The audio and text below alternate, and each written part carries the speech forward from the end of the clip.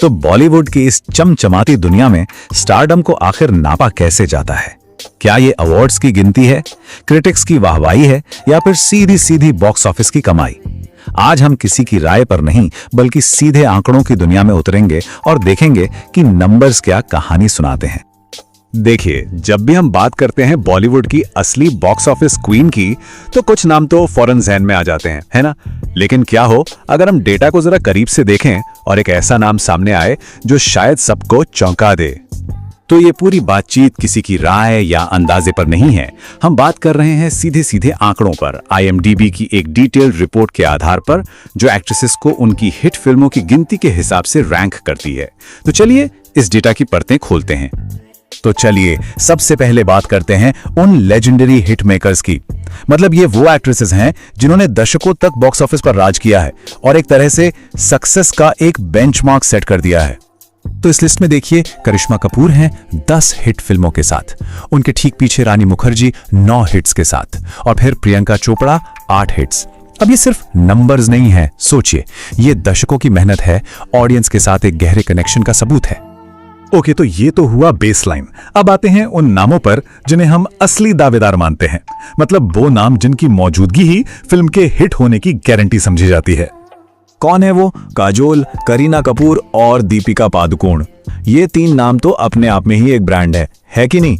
इनकी फिल्में सिर्फ चलती नहीं है बल्कि कई बार तो ट्रेंड सेटर बन जाती हैं, तो इनका इस लिस्ट में होना तो बनता ही है। अब जब हम इनके नंबर्स को देखते हैं ना, तो तस्वीर बड़ी मजेदार हो जाती है।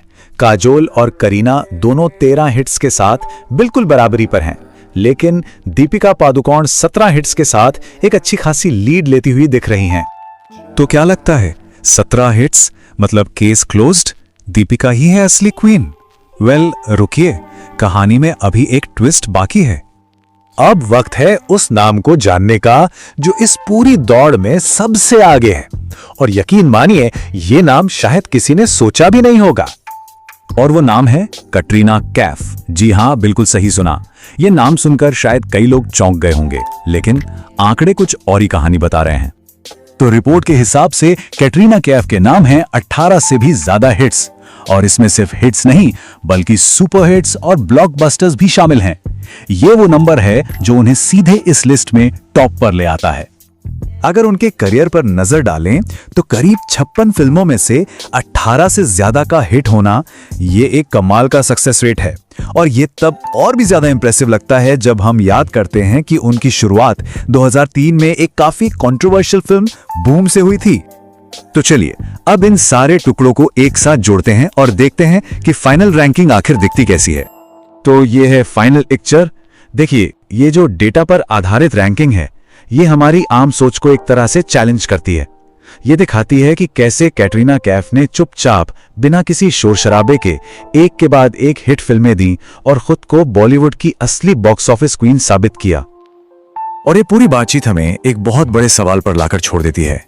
क्या किसी एक्ट्रेस की लेगेसी को सिर्फ बॉक्स ऑफिस के नंबरों से नापा जा सकता है, या फिर वो यादगार रोल्स, उनका आर्टिस्टिक इम्पैक्ट और कल्चर पर उनका असर, क्या वो भी उतना ही जरूरी नहीं है? सोचने वाली बात है ना? अगर ये जानकारी अच्छी लगी हो तो वीडियो को लाइक और चैनल को सब्सक्राइब जरूर करें।